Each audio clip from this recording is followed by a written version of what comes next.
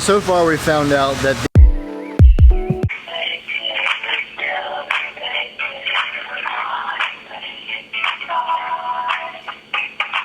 begin via shipper tracking information.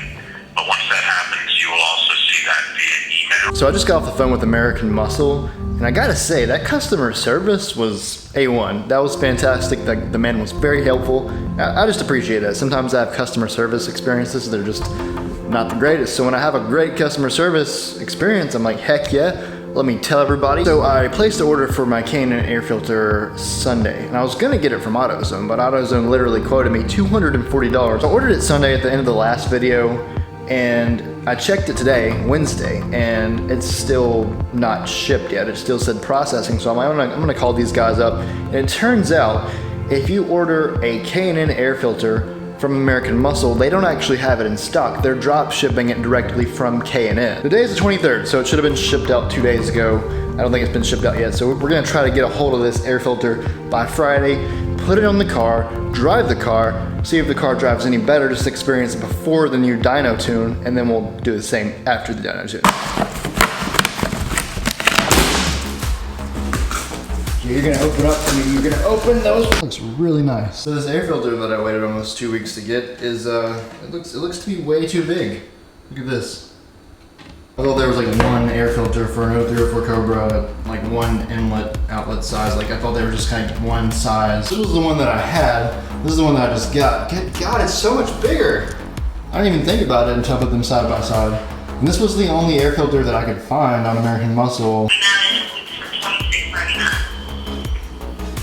What, micro bars? Micro bars is our house brand. Thank you for calling AmericanMuscle.com, your aftermarket authority. If you know your party's extension, you may dial it at any time. Hopefully I get John again. John's my boy. Thank you for calling American Muscle. This is Jan. Here's the deal. This is my old air filter right here. It's a lot smaller than the one that I got.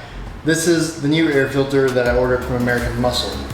Now, this is on me. This is my fault because I ordered this and I didn't pay attention. This is the only air filter that I saw on American Muscle for the 0304 Cobra. All the other air filters were for like 96 to 04 GT V6. And so this was the only one that I saw. For me, I thought since this is the only air filter they have, then it can't be wrong.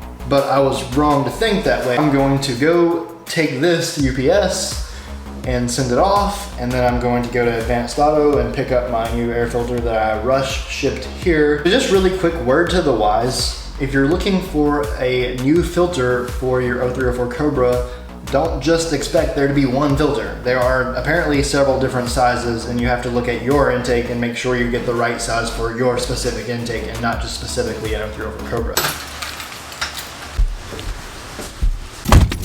Well, this has been a fun day so far compared to the one that I got. This thing is so tiny. The package is so big that I'm not even sure UPS can handle it. 3 a.m. I slept for like 1 hour.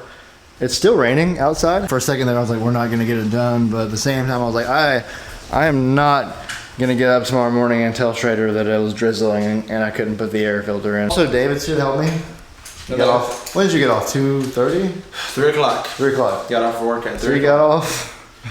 I woke up and we're getting it done for you guys. That's definitely gonna make a difference. It's raining sideways right now. We need like 10 minutes. This is why I want a house in a garage. If you guys watch the videos that he makes, subscribe. Come on. It's helping him out. You know, he's making video content for you guys. Help him out. All you gotta do is hit one button. That's all you gotta do. You don't even gotta spend money. But if you do want to spend money, I do have merch. Link in the bio. Terminated. Link in the bio. I have to sleep right now. The Antoine Bauer light right here. We're gonna try to get it done real quick for you guys. Other than the engine bay getting soaked, we're doing pretty good. We got everything just about hooked up.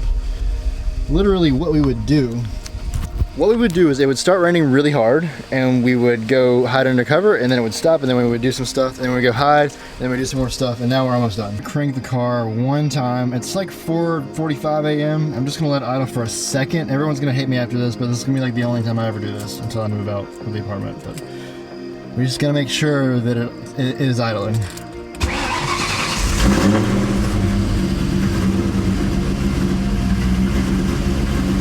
So I'm gonna get a couple hours of sleep, and then I will see you guys tomorrow in the morning. I'll see you guys in the morning.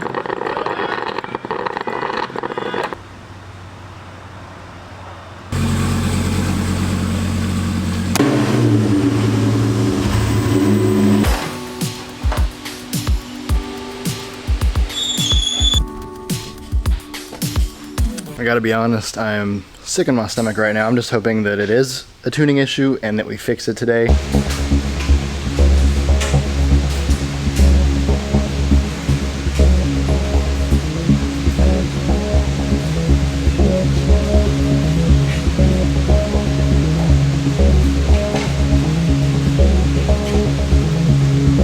Stop the video and say a quick prayer from me and the BBC to help, just so this goes well.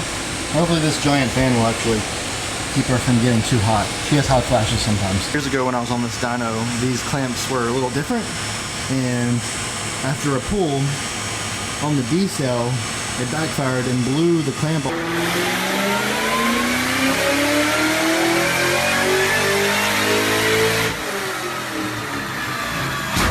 So this first part is more of a drivability test. Hopefully we can get some of the kinks fixed. The idle can be better.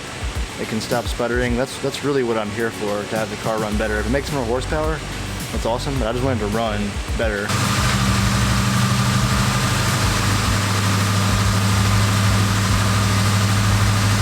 But it's already idling right now better than it's idled like in probably the past 2 years. I don't know what the deal is here, but literally first start, first idle, and it sounded fine. It hasn't idled like that in a very long time. So I'm like, what the heck? So things are going good so far. Yeah, go for a cruise. Get some drivability testing in. I will tell you guys so far that we do know that the intercooler pump is out, so we're not going to be able to do any hard pulls today, so no big numbers. But at least the car is going to be running better.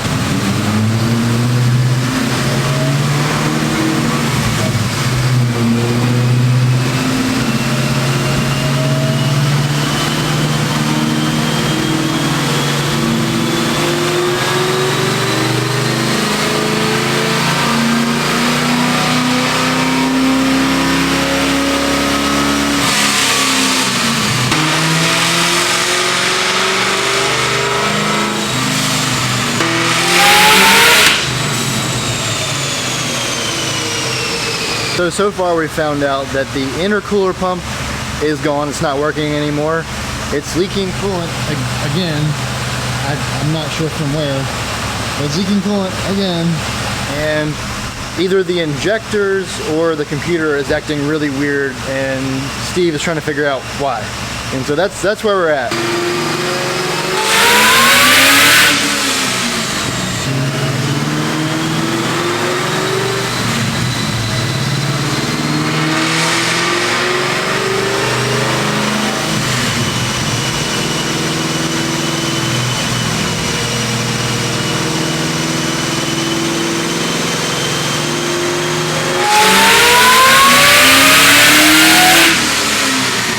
Running a lot better, it's idling a lot better, but either the injectors or the CPU is causing some sort of issue, so we're gonna do our best to just get it running right, and then we'll have to fix that in the future.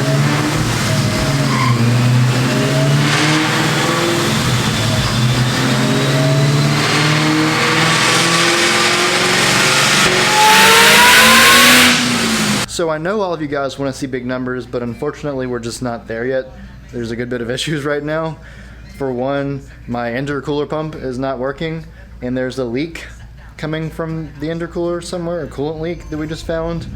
And also the injectors are acting really weird, and the computer's acting really weird, so he's in there kind of doing a dial-in pull. We're gonna do some pulls anyways, but don't expect some big crazy numbers. I'm expecting high 4s to like low 5s, maybe.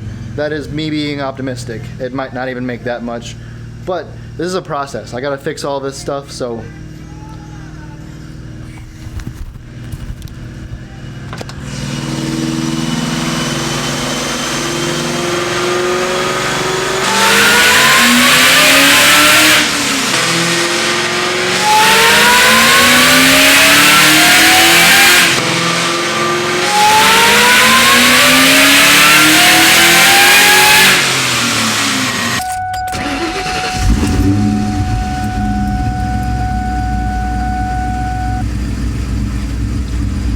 So we found a vacuum leak. There was a vacuum leak after all. There was one. So there was a vacuum leak after all. What's that? A vacuum leak that no one could ever see because it would only do that to me.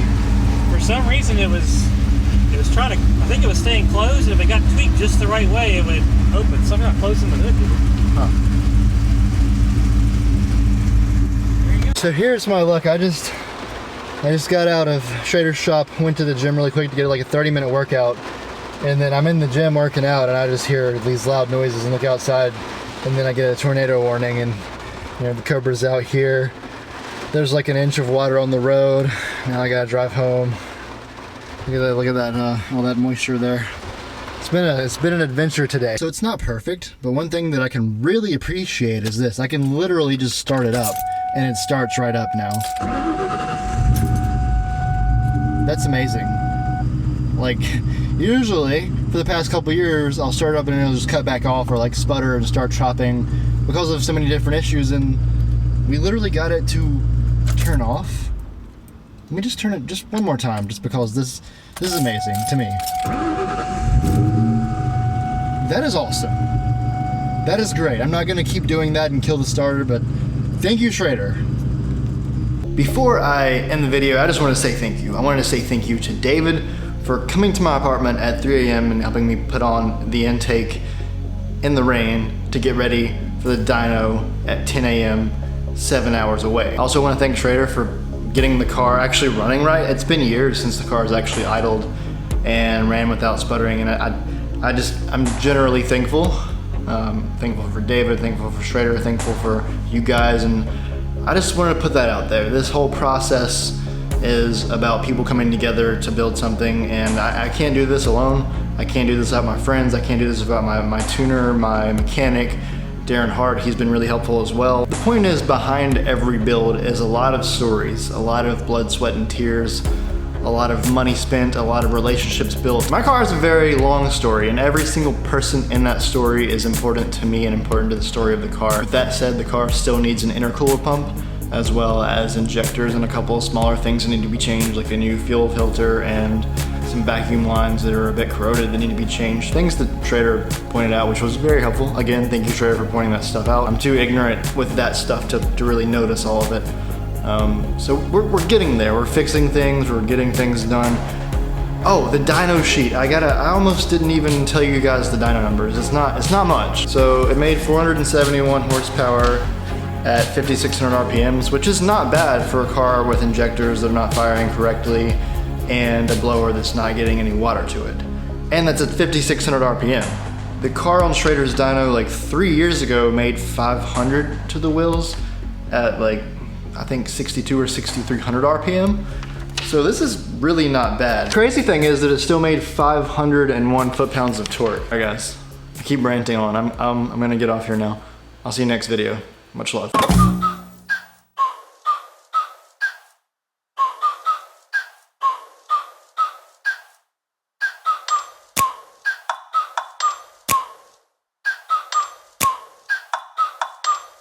Like, ride with me if you